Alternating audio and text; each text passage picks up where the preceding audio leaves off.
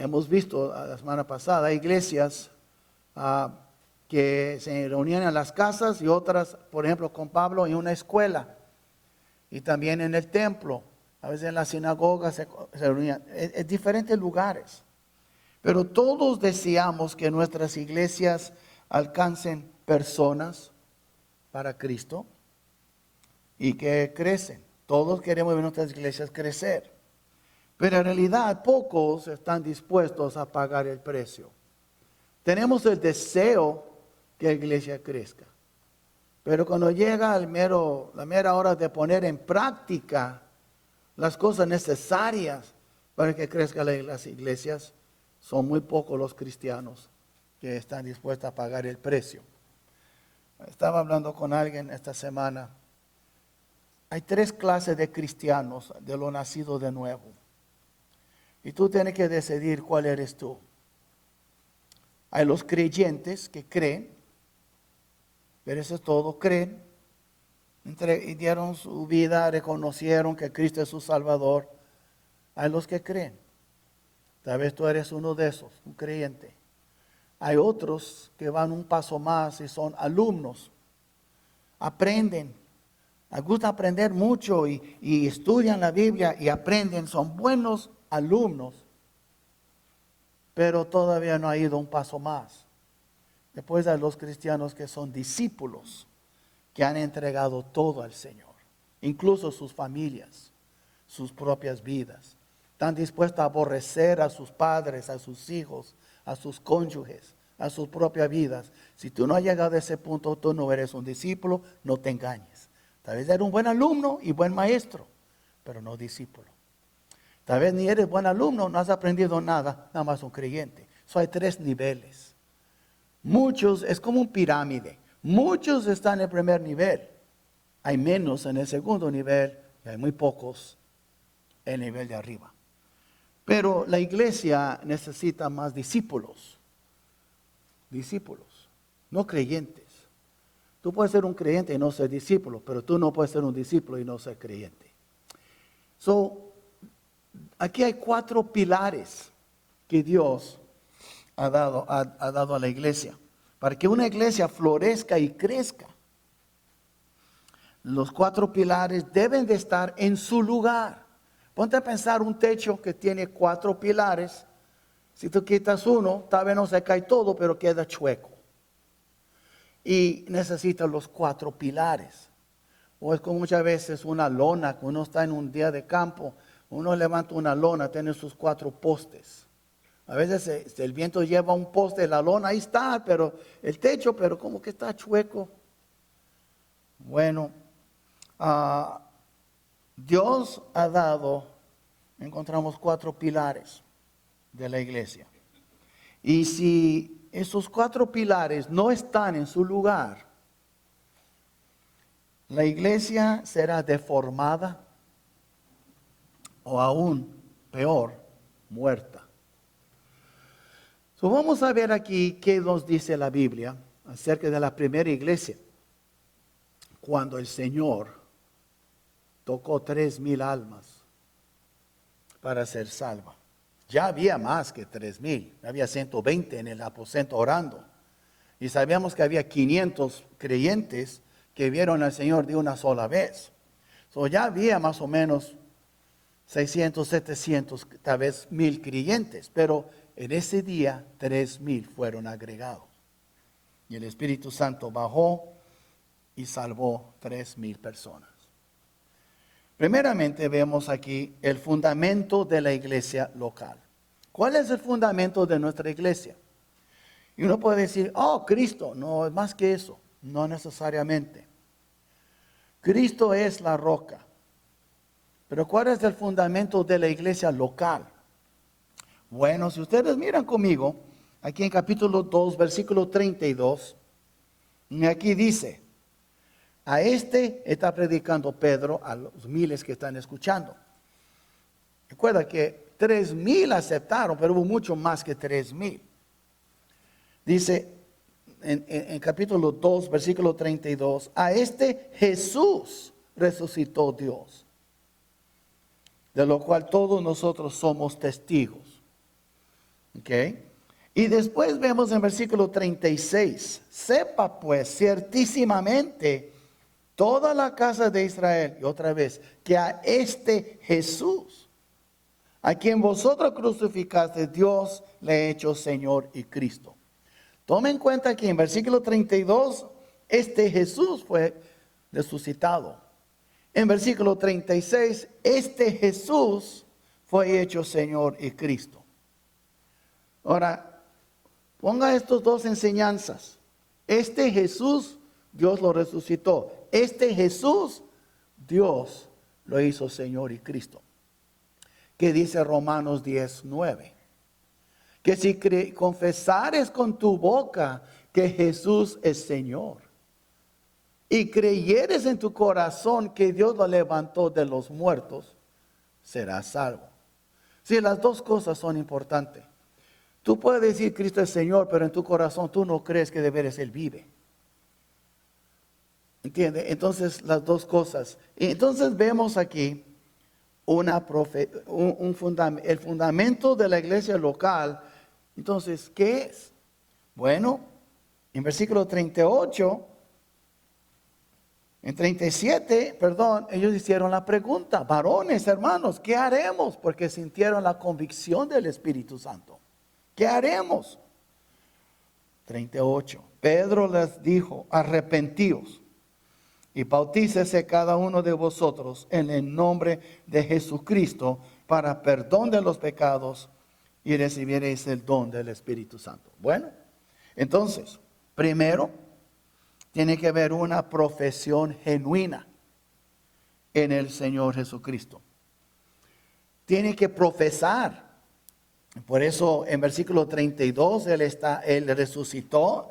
Versículo 36, Él es Señor y tenemos que confesar. Cada miembro de esta iglesia local, si tú eres un miembro, usted profesó con su boca que Jesús es Señor. Y usted también profesa que Él vive. Cada uno que fue bautizado, siempre hacemos la pregunta, ¿crees tú que Cristo vive? ¿Dónde vive Él? Muchos dirán en mi corazón, otros dirán está en el cielo. Está bien las dos respuestas, Él está en dos lugares. Pero tú no puedes ser un cristiano verdadero y no puedes ser miembro de una iglesia local neotestamentaria si usted no declara el nombre y profesa que Él es tu Señor y Él resucitó. Recuerda que el Señor dijo a los discípulos en capítulo 16 de Mateo, ¿quién dice los hombres que soy yo? Y algunos de Jeremías, Juan el Bautista. ¿Quién dicen ustedes que soy yo? Y Pedro, tú eres el Cristo, el Hijo del Dios viviente. Él profesó. Y después Cristo dijo, Simón, tú eres Pedro y sobre esta roca edificaré mi iglesia. No, Pedro. La roca era Cristo. La pregunta era, ¿quién dice los hombres que soy yo? ¿Quién dice ustedes que soy yo? Y sobre esta roca edificaré mi iglesia. Cristo es la roca. Pero tú nunca serás parte de esa iglesia, sea de local o universal, si tú no crees que Cristo es el Señor resucitado, el que murió y resucitó. Vemos una profesión genuina en el Señor. Por eso dice en Romanos 10:9, y si creyeres en tu corazón que Dios le levantó de los muertos. Tú puedes creer, hablar con los dientes para afuera, yo creo en Cristo, pero tu vida demuestra otra cosa. Entonces es muy importante que tú de veras, que tu profesión sea una profesión genuina. Y el arrepentimiento también debe de ser genuino. Ahí dice en el versículo 38, y arrepentíos. Hermanos, la Biblia es muy clara. Y si usted mira después en Hechos 17:30, Pablo está predicando en Atenas diciendo a los filósofos griegos que Dios demanda que todos los hombres en todas partes se arrepientan. Sin arrepentimiento no hay salvación. Pero yo creo, qué bueno que tú crees, el diablo también cree, los demonios creen, tú tienes buena compañía, pero tú no eres salvo. Creer en sí mismo no salva. Tienes que creer y arrepentirte. Si no hay arrepentimiento, imagine usted un mujeriego quiere entregarse a Cristo, pero sigue viviendo buscando mujeres. Pero yo creo. No, arrepentimiento genuino quiere decir que tú dejas de hacer lo que estaba haciendo. Que tú reconoces lo que tú haces está mal. Entonces, y después de creer, y después de arrepentirnos, para ser miembro, tú puedes ser salvo, pero para ser miembro y reconocido como un miembro de la iglesia local, sigue el bautismo, una de las dos ordenanzas. Después que ellos creyeron, fueron bautizados. Versículo 41. Así que los que recibieron su palabra, es decir, recibieron el evangelio, recibieron a Cristo, dice que fueron bautizados. Después que fueron bautizados, dice, y se añadieron aquel día como 3,000 personas. Fueron añadidas a la iglesia local en Jerusalén, después del bautismo.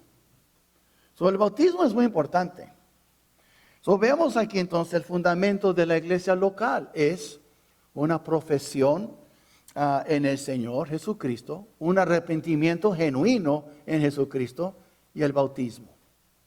Ahora algunos dicen, pero tal fue miembro de su iglesia y no fue bautizado, porque ya tal vez fue bautizado en otra iglesia. No vamos a exigir que vuelvan a ser bautizados. Si la persona ya es salva y fue bautizada, hay que aceptar ese bautismo. Ahora hay personas que no. Dice, hermano, yo tengo al Señor 5 años. ¿Y nunca fuiste bautizado? No, ¿por qué? Nunca me enseñaron. Entonces nosotros les enseñamos y los bautizamos. Pero es muy importante eso. Ahora vemos aquí entonces eso es el fundamento. Pero sobre el fundamento se edifica pilares. Tú nunca pones pilares antes del fundamento. Nadie va a poner pilares de un edificio sobre la arena. Ahora, Cristo es el fundamento y nuestra profesión y nuestro arrepentimiento y el bautismo. Dice, ahora somos miembros de la iglesia local. Ahora, tú puedes ser miembro del cuerpo de Cristo sin ser bautizado, pero no puedes ser miembro de la iglesia local. Entonces, pues estoy enfocando en la iglesia local. Ahora, ¿cuáles son los pilares? Son 4 pilares que encontramos aquí. Y estos pilares son muy importantes porque sin estos pilares no hay edificio para sostener. Sí, muchos dicen el fundamento, sí, pero los pilares también son importantes. Algo tiene que sostener el edificio. Puede ser bloque, puede ser madera, algo tiene que sostener, pero yo estoy usando pilares, columnas, si quiere usar esa palabra, porque aquí veo 4 cosas muy importantes. Primero vemos aquí que sobre este fundamento se encuentran 4 pilares que sostienen la iglesia y su misión de llevar el evangelio hasta lo último de la tierra. Si no cumplimos con esos 4 pilares, vamos a fallar.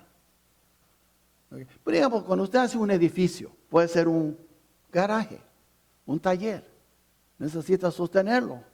Y después tú puedes usarlo para lo que quieres. Puede ser una tienda, una bodega, un taller. Pero necesita tener el edificio ya bien sostenido para poder utilizarlo.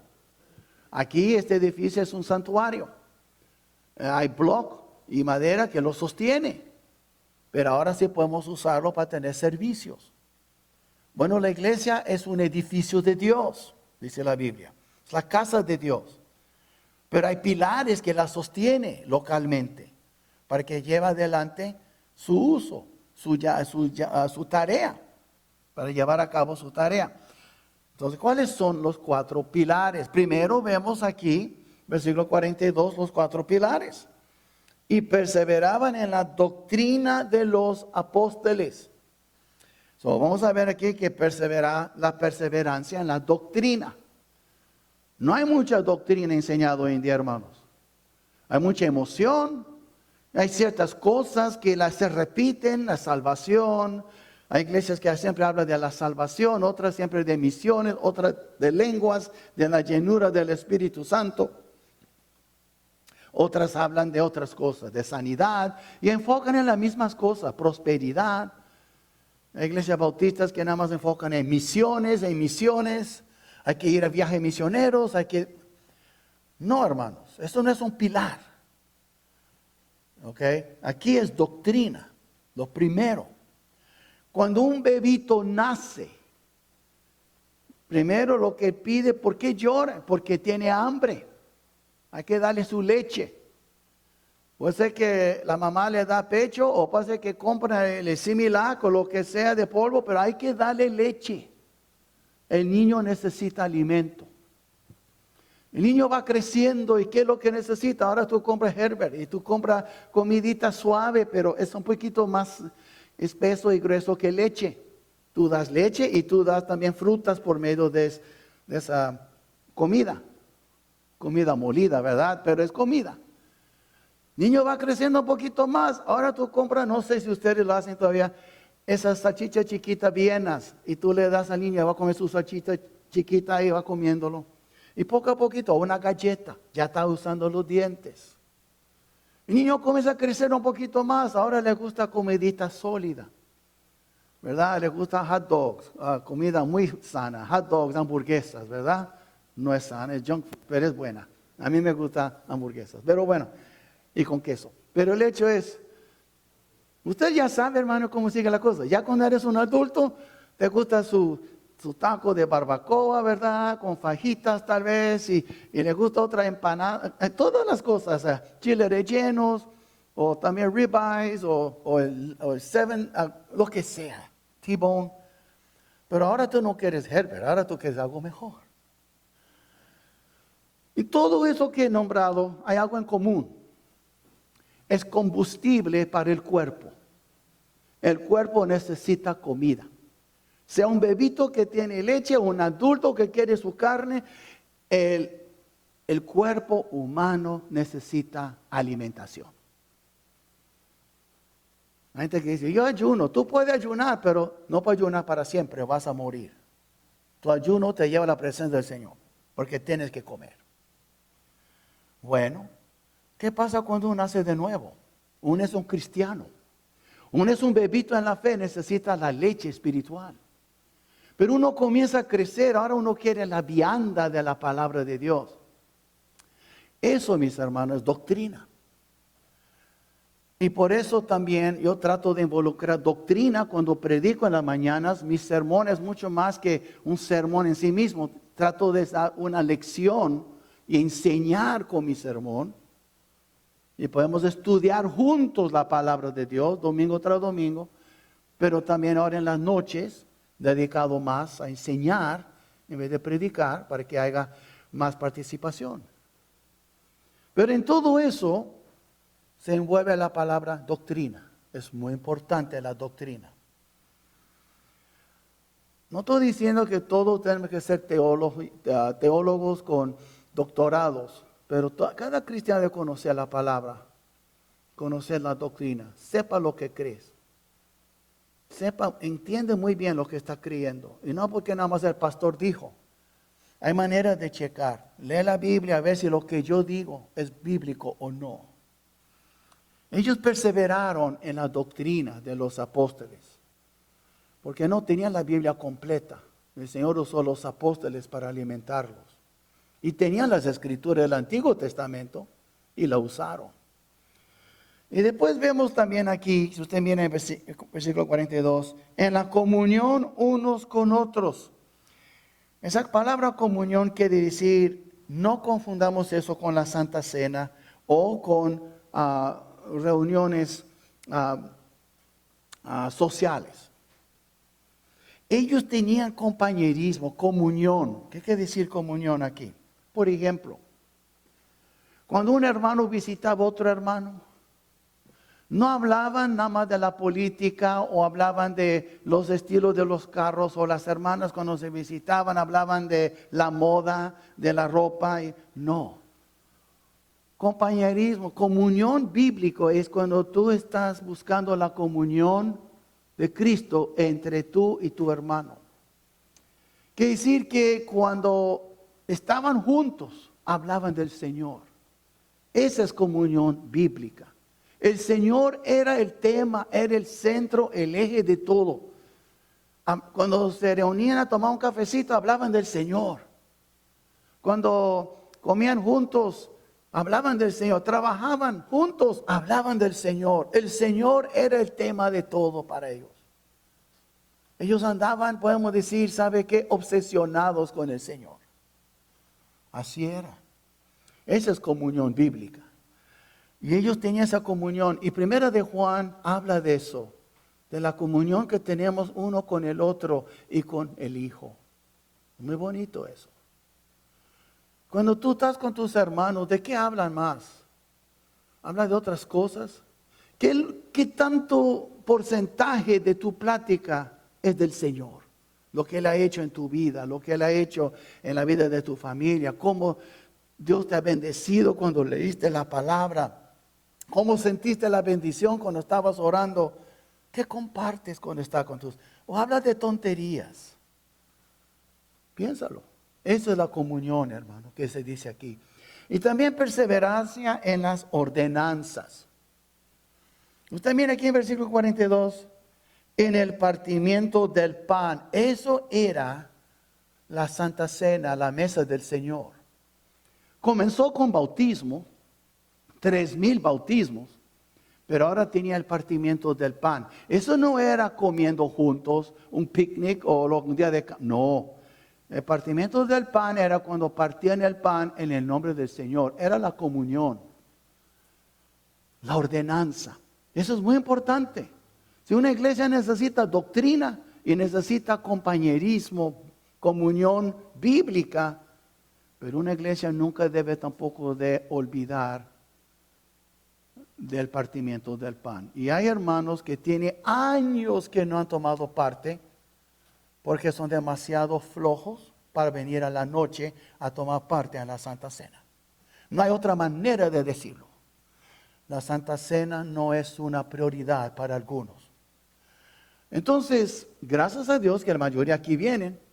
Y muchos dicen, hermano, ¿por qué no hacen en la mañana? Porque yo no quiero bajar el nivel de la Santa Cena por contentar a unos flojos. Si tú crees que es importante, véngase en la noche en la Santa Cena. No es santo desayuno, es Santa Cena. Cristo lo hizo en la noche. Yo siento de hacerlo en la noche.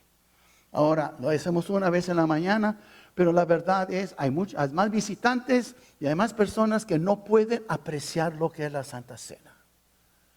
Y es algo muy sagrado para estar haciéndolo así en la ligera. Hay que hacerlo con reverencia. Cristo dio su vida por nosotros. Derramó su sangre por nosotros. Es algo digno de mi reverencia, de tomar en serio la Santa Cena y no hacerlo así a la ligera. Por eso lo hacemos en la noche, hermanos, porque yo considero que los más fieles son los que vienen en las noches.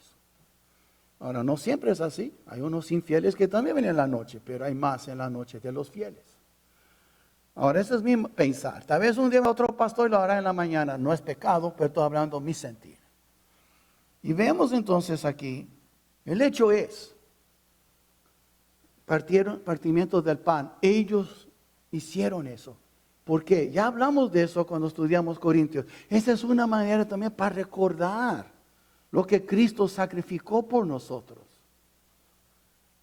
Una iglesia que menosprecia las ordenanzas, el bautismo y la Santa Cena, es una iglesia que está despreciando lo que hizo Cristo por ella. El bautismo, ¿qué significa? Es la muerte y resurrección de Cristo y la muerte y resurrección del creyente con Cristo. Es hablar de la cruz.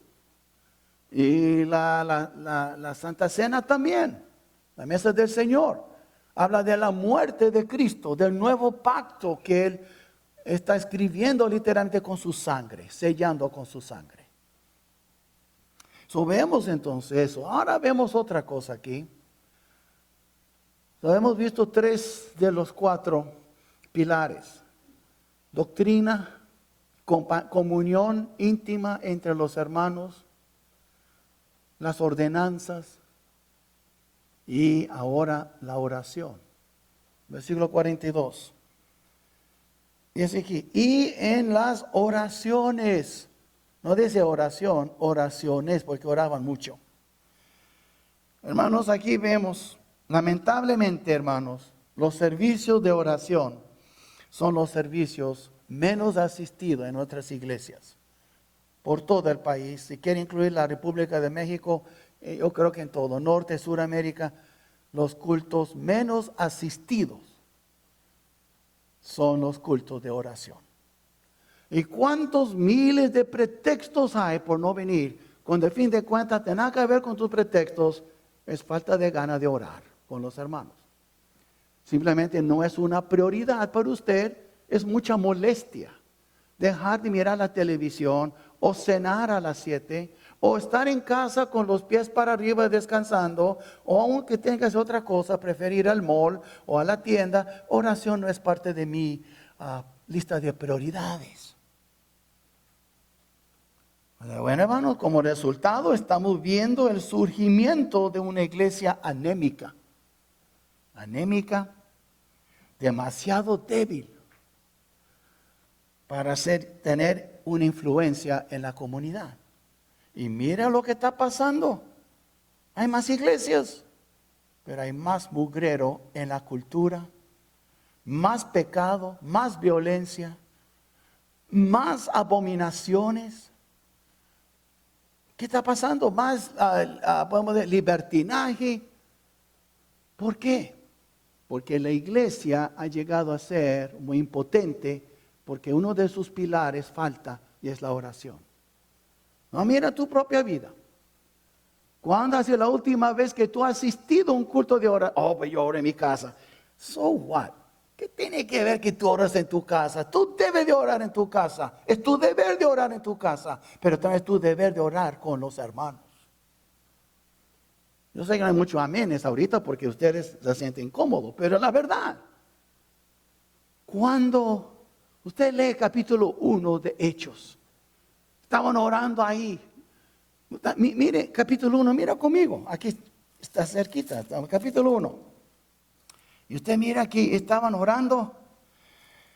¿Y con quién estaban orando? Bueno, dice aquí en versículo 15. Y en aquellos días Pedro se levantó en medio de los hermanos. ¿Quién estaba orando? Pues mira aquí, versículo 13. Están los discípulos, 11 de los discípulos. Versículo 14 dice, todos estos perseveraban unánimes en oración y ruego. Cada uno hubiera dicho, voy para mi casa a orar. Oraron juntos, unánimes.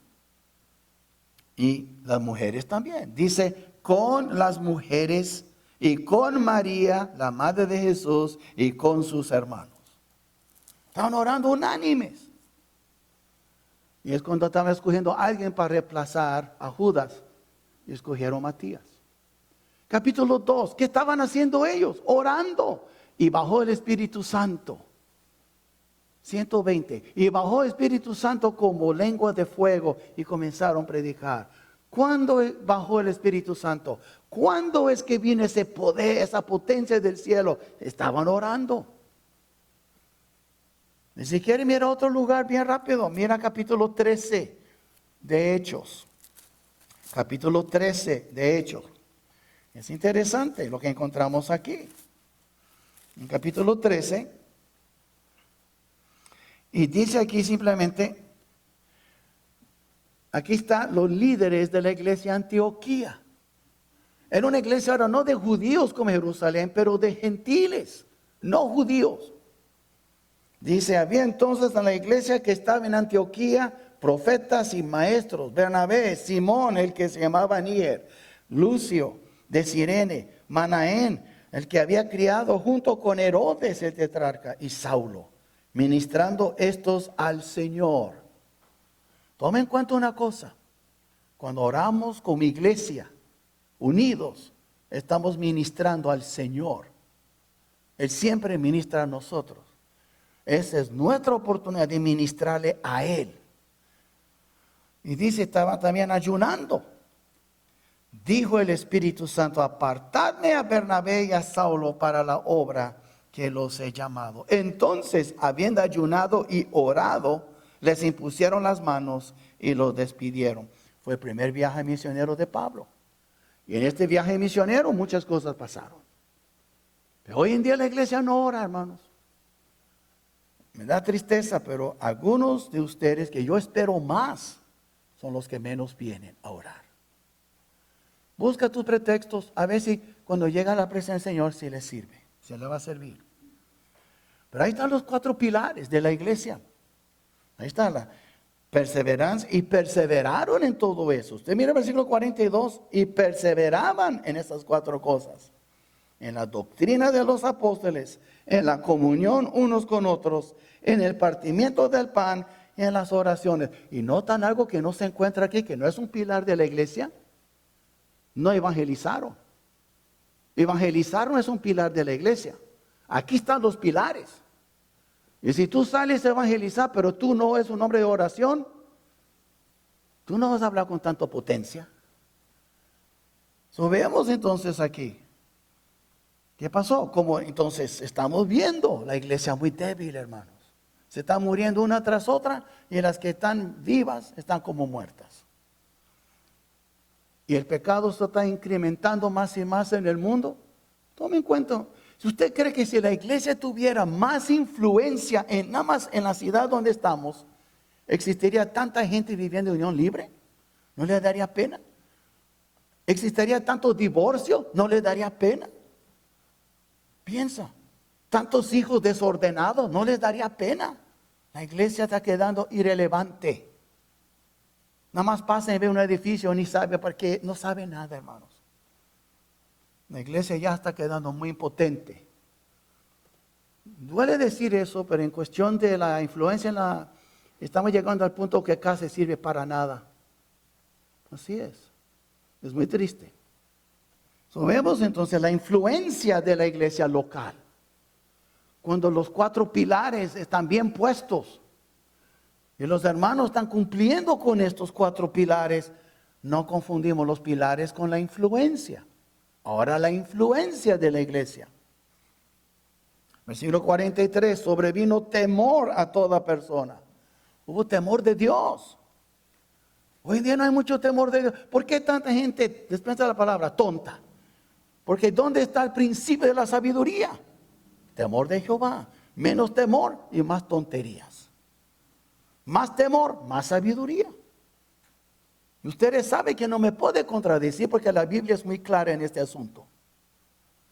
¿Y dónde está el principio de la sabiduría? Temor de Jehová. ¿Y dónde está el temor de Jehová? Pues lee Romanos 3, ya no hay temor de Jehová delante de sus ojos. Y lo triste es tantos cristianos, incluso miembros de esta iglesia, que no tienen temor de Jehová o cambiaría mucho su estilo de vida. ¿Ustedes creen que yo no sé cómo viven mis hermanos? Yo conozco mis ovejas. Hay muchas cosas que pasan que no estoy de acuerdo. Yo no digo, yo más oro. Pero yo sé muy bien, hay muchos de ustedes que aman al Señor y otros de ustedes que no. Creen, pero no aman. Y vemos temor a toda persona, no unos cuantos. Mira el versículo 43, y sobrevino temor a toda persona.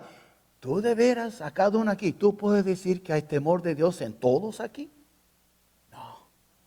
Y si no hay temor de Dios en todos dentro de la iglesia, ¿cómo vamos a esperar temor de Dios con los de afuera de la iglesia? ¿Cómo? Porque eso pasó. Tenía toda persona temor, incluso los que no eran miembros tenían temor y se convirtieron. Y vemos el poder de Dios que es manifestado en versículo 43. Dice, y muchas maravillas y señales eran hechas por los apóstoles. ¿Sabe qué? Yo no estoy buscando que caiga oro del cielo. Yo no estoy buscando que los mancos que le vuelvan a crecer sus brazos. Eso pasó en el tiempo del Señor. Yo no estoy diciendo que vea la pesca y saque una moneda de un pez. No estoy diciendo eso. ¿Sabe que yo quisiera ver maravillas? Viendo gente corriendo al altar para ser salvo y huir de la llama del infierno. Viendo hombres convirtiéndose al Señor y abrazando a sus hijos y sus esposas con el amor de Dios. En vez de siempre viviendo con la botella. Viendo cambios en las vidas. Eso es lo que quiero ver. Y francamente son pocos los cambios. Cuando una persona acepta a Cristo, gloria a Dios. Aquí 3,000 aceptaron y muchos miles más después. Y nosotros contentos con unas migajas. Cuando Dios nos quiere bendecir con barras de pan. ¿Pero por qué?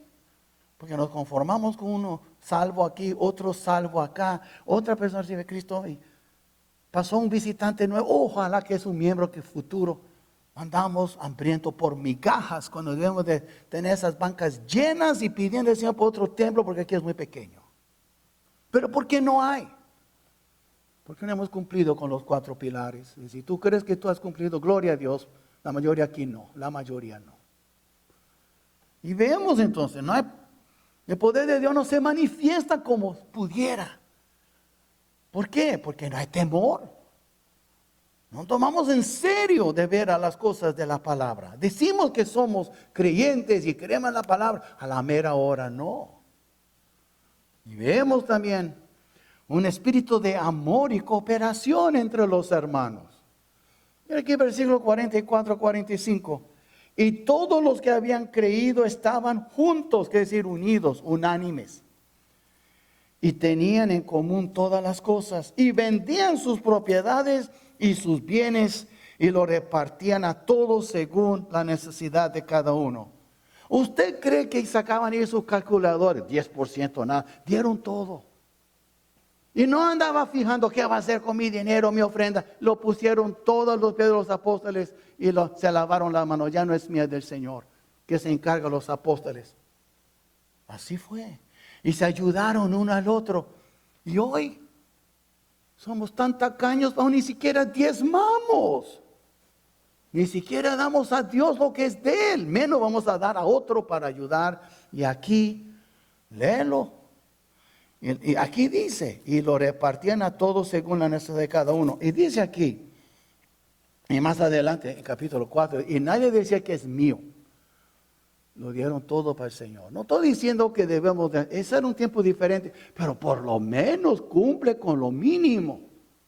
Dale a Dios lo que es de Él. Si hay hermanos que tienen esa mentalidad, que si no vienen, si hay algunos que no han venido de marzo porque tienen miedo por el COVID, ni siquiera han dado $1. Creen que la iglesia no sigue porque no vienen. Ni siquiera depositado $1 en el buzón, no mandan nada por correo, no les importa. Tú me vas a decir que esa gente ama al Señor.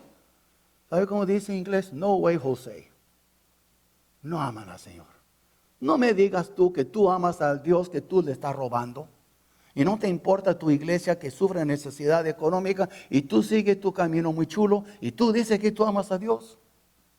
No. Y aquí se ve. Dieron su todo. ¿Saben? Dieron propiedades. Piensa cuánto cuesta una propiedad. Miles y miles de dólares. Ellos dieron todo al Señor. Tenemos que ver aquí, hermanos, un espíritu de amor y cooperación entre los hermanos. Sabían que lo que recibían no era de ellos, era del Señor. Y después perseveraron también en la asistencia en los cultos de la iglesia. Esos son por influencias que cuando cumplimos con los 4 pilares. Si usted mira aquí en capítulo 2, versículo 46. Y perseverando unánimes cada día en el templo. Hermanos, hay algunos aquí que ni siquiera pueden asistir cada domingo por un mes. No hay un domingo que tú faltes por alguna cosa u otra. Ni hablamos de los miércoles porque nunca aparecen. Pero mira que todos los días perseveraron. Toma la palabra en cuenta aquí, perseveraban. Perseverando unánimes, que es decir, con gozo de corazón.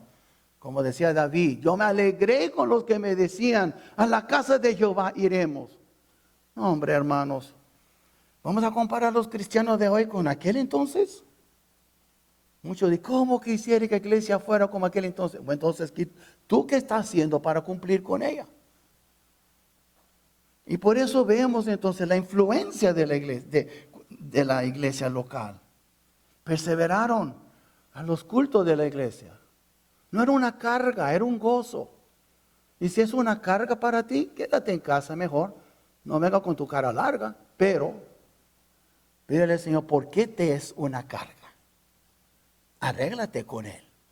Porque hay problemas en tu vida, obviamente. Hay problemas en tu vida espiritual. Si tú no amas, tú no deseas estar con el pueblo de Dios, unánimes, unidos, juntos, ¿qué pasa contigo?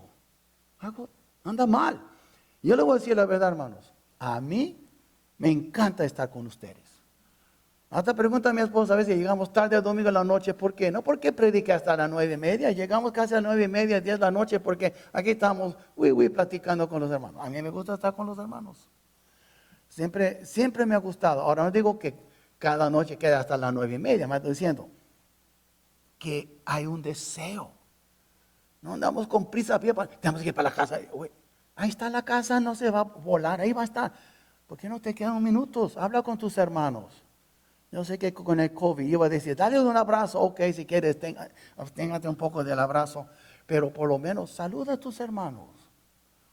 A veces no nos conocemos. Hay hermanos que yo puedo nombrar, me ha pasado. Yo puedo nombrar, y hermano y hermana tal. ¿Quién es ella? Pues tiene más años que tú en la iglesia. ¿Cómo que tú no la conoces? Y eso pasa tantas veces con tantos hermanos. Yo puedo nombrar nombres que ustedes ni van a conocer, muchos de ustedes. Y no lo voy a hacer porque tal vez tal persona está mirando por internet y me da pena.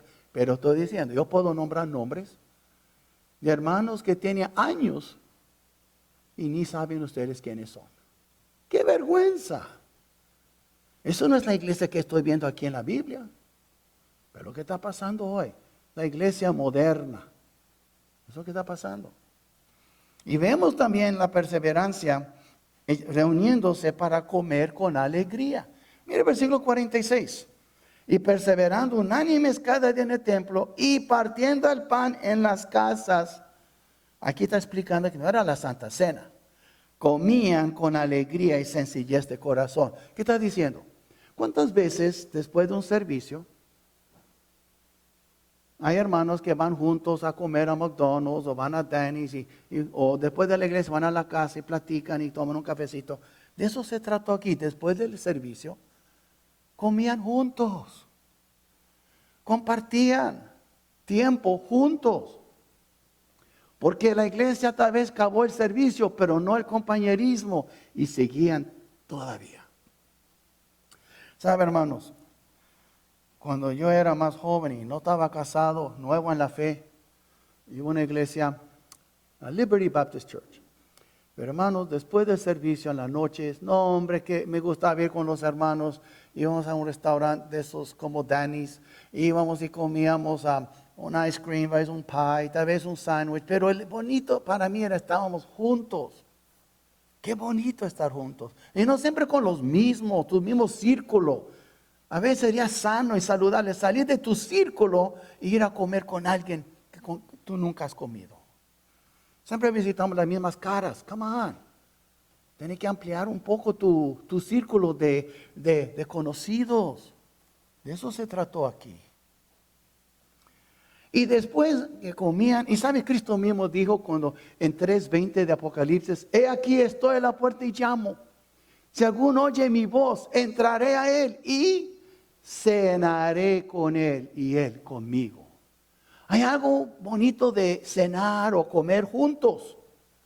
De vez en cuando me gusta invitar hermanos a cenar, comer con ellos. Nada más para estar solo con ellos y platicar. Ahora, yo no invito mujeres, a menos que esté mi esposa conmigo. O yo puedo invitar una pareja si está él con su esposa, pero yo nunca invito hermanas. No es que discrimino, prefiero no hacerlo. Sería mala impresión al público venir el pastor con otra persona que no es su esposa. Pero yo invito a los hermanos, y le voy a decir la verdad, hermanos, en la oración que tenemos los sábados a los que vinimos, es bonito compartir la palabra, diferentes hermanos comparten la palabra, y oramos, y después decir, ¿a dónde vamos a comer? ¿A dónde vamos a desayunar? Y qué bonito comer unos taquitos juntos. Eso es parte de todo, es hermoso. Para mí, los sábados en la mañana es cuando a veces más cumplimos con esto. Estamos orando, estamos estudiando doctrina, después compartimos nuestras peticiones y después inquietudes y después vamos y comemos juntos.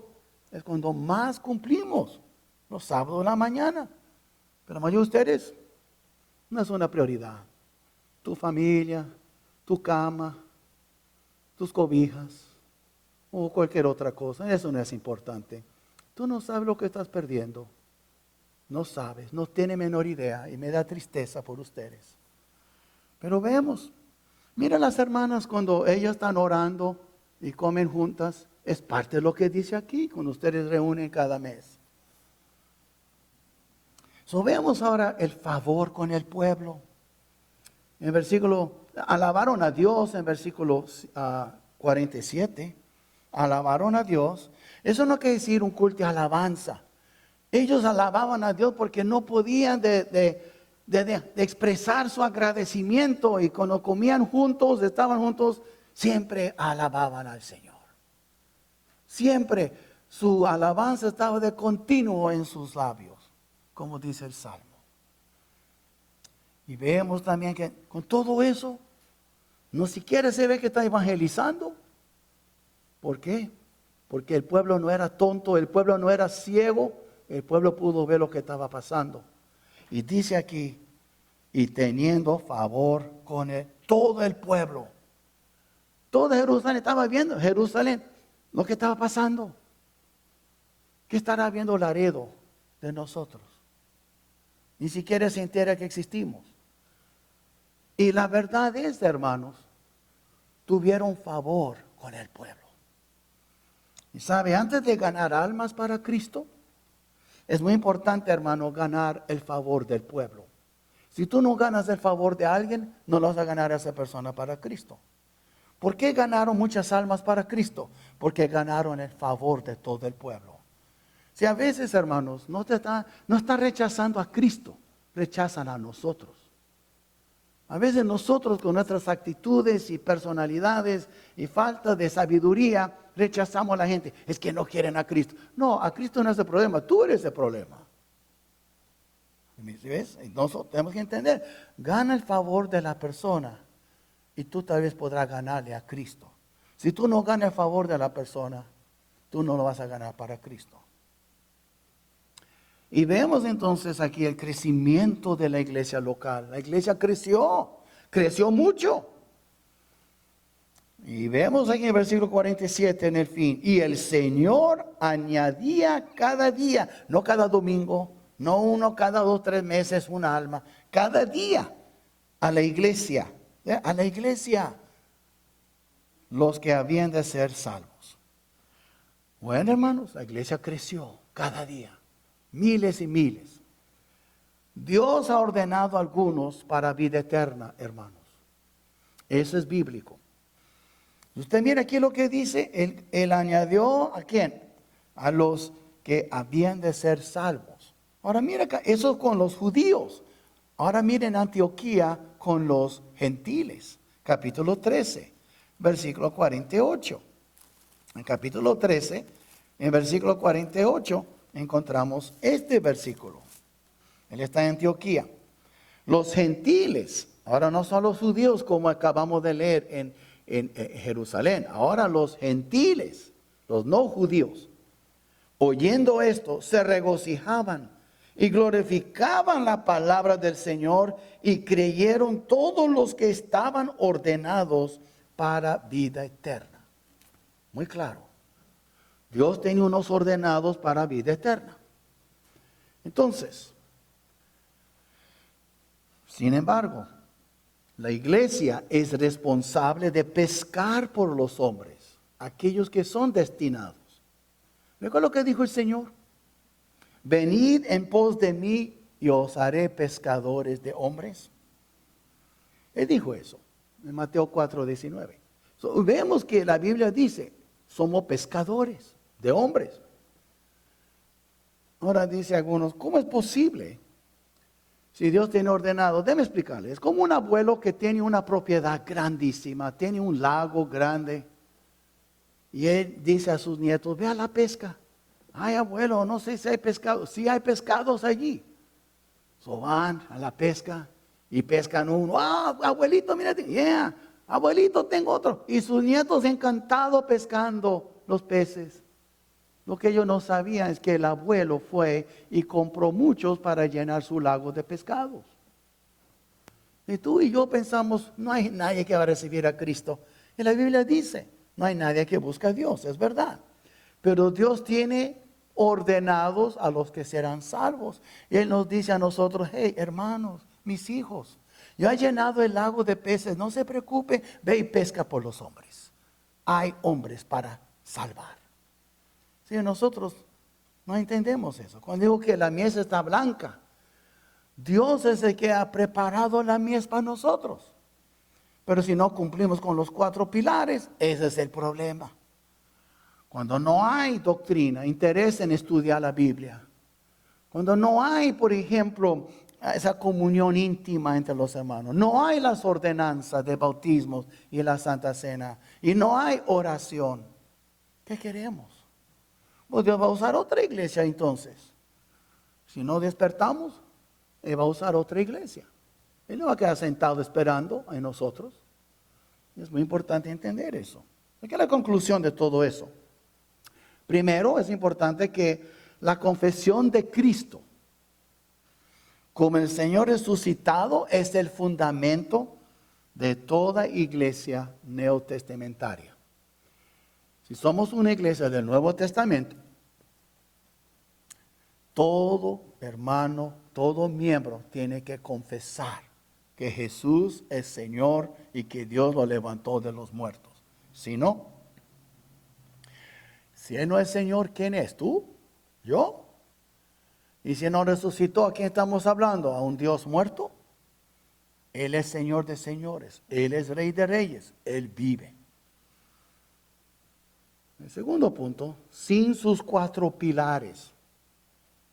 La iglesia resucitó. En otra palabra, sin sus 4 pilares, la iglesia local se hace débil e ineficaz en su comunidad. ¿Te hace pensar en algunas iglesias? Débiles, ineficaz, irrelevante, no afecta nada a la sociedad. ¿Por qué? Porque no tiene sus 4 pilares en su lugar. ¿Ok? Y así es. Y vemos entonces que sin su influencia, la iglesia local, la nuestra, como cualquier otra iglesia local, no crecerá, hermanos, sino que eventualmente morirá. Digo, aquí estamos, hay iglesias que, sí, podemos estar aquí y todavía estar muertos. ¿Recuerda lo que dijo el Señor a la iglesia de Sardis? Mira Apocalipsis capítulo 3, versículo 1 y 2. Dice 3:1 de Apocalipsis. Escribe al ángel, que es al pastor de la iglesia en Sardis. El que tiene los 7 espíritus de Dios y las 7 estrellas dice esto. Yo conozco tus obras, que tienes nombre de que vives y estás muerto. Tenía fama de que vivían. Si hay iglesias que son grandes y tienen mucha gente, pero están muertas delante de Dios. Y nosotros podemos caer en eso. Tener fama de que vivimos, o nosotros mismos creer que vivimos, pero delante de Dios estamos muertos. Sé vigilante y afirma las otras cosas que están para morir. Dice, todavía hay vida en su iglesia, pero ya está para morir por completo. Dice, sé vigilante y afirma las otras cosas que están para morir, porque no he hallado tus obras perfectas delante de Dios. ¿Imagina usted? ¿Será que la iglesia de Sardis podrá ser nueva vida en Jesús? Que tal vez tenemos fama que vivimos. El pastor predica la palabra y los hermanos cantan muy bonito, las alabanzas tienen orden y todo, pero tal vez estamos muertos delante de Dios. Y si no es así, tenemos que siempre pensar que podrá ser así, porque el que piensa que está firme, mira que no caiga. Y nosotros tenemos que pensar, y tal vez la iglesia en general no está muerta, pero tal vez algunos miembros aquí piensan que viven. Tú vienes a calentar tu banca, depositar tu dinerito, y tú crees que tú tienes vida. Piénsalo bien, piénsalo bien. Y por fin, la tarea de la iglesia es alcanzar a los elegidos. Es lo que dijo Pablo, 2 Timoteo 2:10. Por tanto, todo lo soporto por amor de los escogidos, para que ellos obtengan la salvación que es en Cristo Jesús. Nosotros tenemos que estar dispuestos a alcanzar. Esa es la tarea nuestra. Dios dice, yo he llenado ya el lago de pescado, de peces. Ve a la pesca. Hay muchos aquí en Laredo que todavía no me conocen, pero me van a conocer. Ve y búscalos. Brilla tu luz en su trabajo. Háblale a tus familiares, tus vecinos, tus conocidos. Brilla tu luz como iglesia, como individuo, y verás la diferencia. Un poco difícil para aceptar todo eso, pero ¿sabe qué, hermanos? Si no comparto esa hora, ¿cuándo? Y Dios me ha tocado, mi hijo, si no tú, ¿quién? Tengo que hacerlo. Y cada uno aquí está en peligro de caer en eso. De tener la fama de vivir para Cristo, pero en tu relación con el Señor está pésimo. ¿Y cómo andas tú con el Señor? Porque la única manera que tu iglesia será vivificada va a comenzar con la persona en el espejo. Deja de pensar en lo demás. Deja de pensar en el pastor. Deja de pensar en los diáconos. Deja de pensar en la hermana tal, hermano tal. La persona en el espejo, a quien tú ves en el espejo, es la persona principal para levantar tu iglesia. Vamos a poner de pies y vamos a orar, hermanos, por favor. Padre nuestro, gracias, Señor, por este día. Gracias, Padre, por ser tan bueno con nosotros, Señor. Señor nuestro, ayúdanos, guíanos, Padre, en todo lo que hemos estudiado esta mañana. Señor, no queremos ser una iglesia muerta. Queremos ser una iglesia con sus 4 pilares bien puestos. Queremos ser una iglesia, Señor, que de veras es una iglesia que toma en cuenta y en serio la doctrina, la comunión uno con otro, las ordenanzas, la mesa tuya, Señor, la Santa Cena y las oraciones. Ayúdanos, Señor. Tú eres tan bueno con nosotros, Señor. Y ahora te pedimos, si alguien que ha estado escuchando este mensaje todavía no anda bien contigo, hoy es su día. Hoy es el día de entregarse a ti, Señor. Hoy es su día de la salvación. O si él ya es salvo, hoy es el día en que él puede estar bien contigo. Señor, ponemos nuestras vidas en tus manos. Y todo esto te lo pedimos, Padre, en el precioso nombre de Cristo Jesús. Amén. Ok, hermano,